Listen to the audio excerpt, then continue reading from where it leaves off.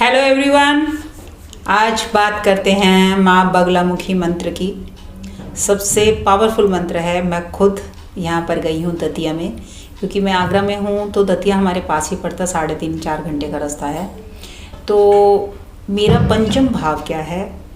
धनु लगन में मंगल योग कारक प्लैनेट है, लेकिन बैठा कहाँ है? 4th हाउस में, यानी वाटर साइन में बैठा है। तो जब मैं महादस विद्या कर रही थी तो मुझे कहा गया कि आप माँ बगलामुखी का मंत्र ले लीजिए। मैं कहा नहीं, मैं शुरू से ही ओम नमः शिवाय करती हूँ, तो मैं मंत्र तो नहीं बदल सकती हूँ। लेकिन मैंने माँ से कहा कि मैं वहाँ ज़रूर आऊँगी। तो मैं 2 बार दतिया गई हूँ। एक और है पीताम्बरी पीठ, वो यहाँ नहीं है, चिंतपूर्णी के पास है, मैं वहाँ भी गई हूँ। वहाँ मैं गई थी 2007 में। तो तब मैं एस्ट्रोलॉजर नहीं थी।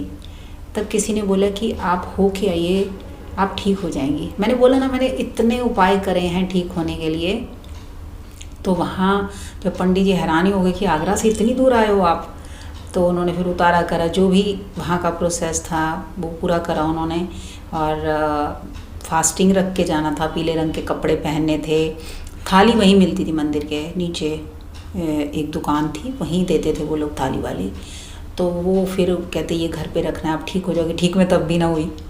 उसके बाद माँ बगलामुखी का मंत्र कब लिया जाता है?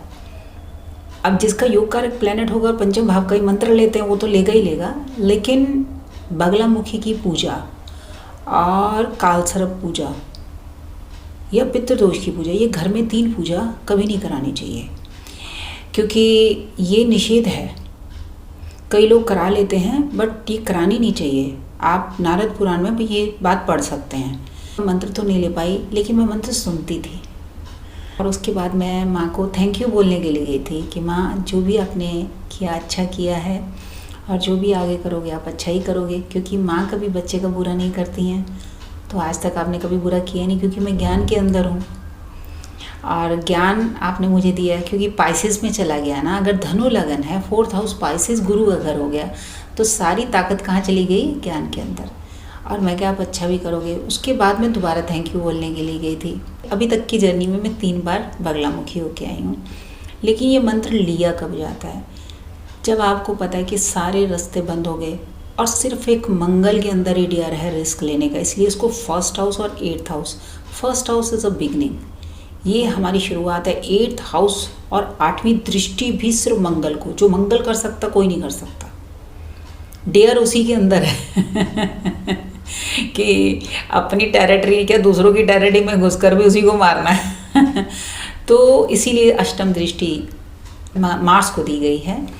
तो मान लीजिए आपके ऊपर कोई कोर्ट केस आ गया है, या आपके ऐसा कोई टफ टाइम है जो जहाँ से आप निकल नहीं रहे हो, लेकिन ये पहले मंगल की पोजीशन देखनी है। खाली आप पर कोर्ट केस है जी, माँ बगलामुखी की पूजा करा लें। जैसे हम, क्या होता है ना, किसी की बहुत हेल्थ ख़राब होती है तो हम एक ही मंत्र बोलते हैं, माँ मृत्युंजय की पूजा करा लीजिए। और मैं हमेशा कहती हूँ, पूजा भी तो वही करवाएगा ना जिसके पास पैसा होगा। हर कोई पूजा तो नहीं करा सकता ना। तो पूजा जो है, स्वेच्छा, श्रद्धा, भावना, ये 3 चीज़ों पर है। ये लास्ट बोलते हैं ना, कौन सा आपको यहाँ से निकलवा सकता है? मंगल की माँ। इसीलिए बगलामुखी की पूजा बताई जाती है। ये पूजा आप करवाइए। भगवान ना करे किसी पर कोर्ट केस हो। किसी का डाइवोर्स केस भी मैं देखती हूँ कि बहुत लॉन्ग टर्म तक चलते, क्योंकि देखिए इंडिया है, इस बात को आप दशा काल पात्र को कभी मत भूलना। और अच्छी सलाह ये है कि भगवान बाहरी कोर्ट के सेटलमेंट हो जाए, लेकिन हमारा ग्रीड ऐसा है, हमारे अंदर अहंकार इतना है ना कि हम न्याय का वेट करते हैं। वो चाहे 15 साल बाद मिले, 20 साल, पता लगा कि ज़िंदगी के 20 साल तो लड़ने में ही निकल गए। इसीलिए आप लोगों को एक गुरु की तरह समझा रही हूँ कि बैठकर कौन सी ऐसी समस्या जिसका समाधान नहीं है, यहाँ पर चाहिए गुरु, विजडम, बुद्धि, वृद्धि, शुद्धि और सिद्धि। अगर मान लीजिए आप पर कोई भी कोर्ट केस है, तो डाइवोर्स वालों को मैं खास करके बोलूँगी कि आप बैठकर बात कीजिए, अहंकार मत दिखाइए और सेटलमेंट करिए। दूसरा, जिन पर कोर्ट केस हैं प्रॉपर्टी के, वहाँ पर भी मैं कहती हूँ 50-40 से कोई अमीर नहीं होने वाला, जो जिसके नसीब में है वो मिल जाएगा। क्योंकि बहुत मेरे पास जो केस आते हैं, मैडम हमारे पास इतनी प्रॉपर्टी होनी चाहिए, मेरा भाई मेरी इतनी प्रॉपर्टी है, कोई मंगल कार्य है उस चीज़ का।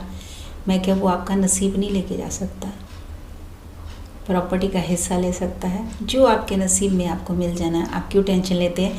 लेकिन समय सबसे बड़ा कीमती है, काल से ऊपर कौन है।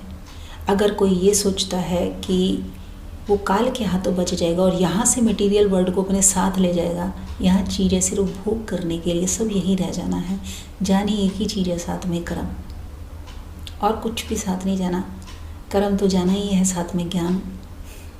तो हमेशा मेरा पढ़ने पर ज़्यादा रहता है कि बच्चों को ज़रूर पढ़ाइए आप, ऐसी 100 प्रॉपर्टियाँ और बन जाएंगी, आप टेंशन मत लीजिए।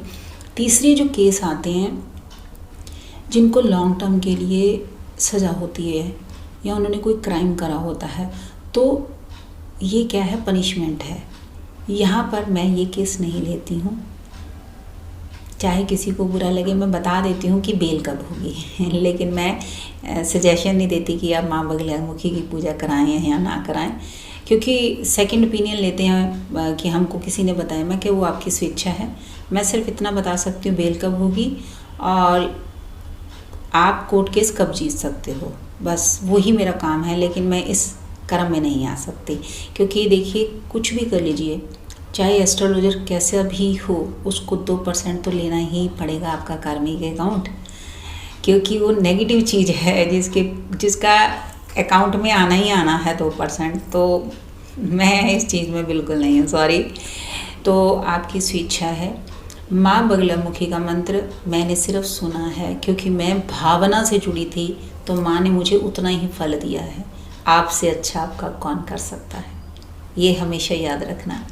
तो मैं सुनती थी, क्योंकि मैंने माँ को कहा, मैं कि माँ घर के काम बहुत हैं, घर को छोड़ नहीं सकते, मंत्र साधना पे मैं बैठ नहीं सकती, क्योंकि मेरा पढ़ाई बहुत है।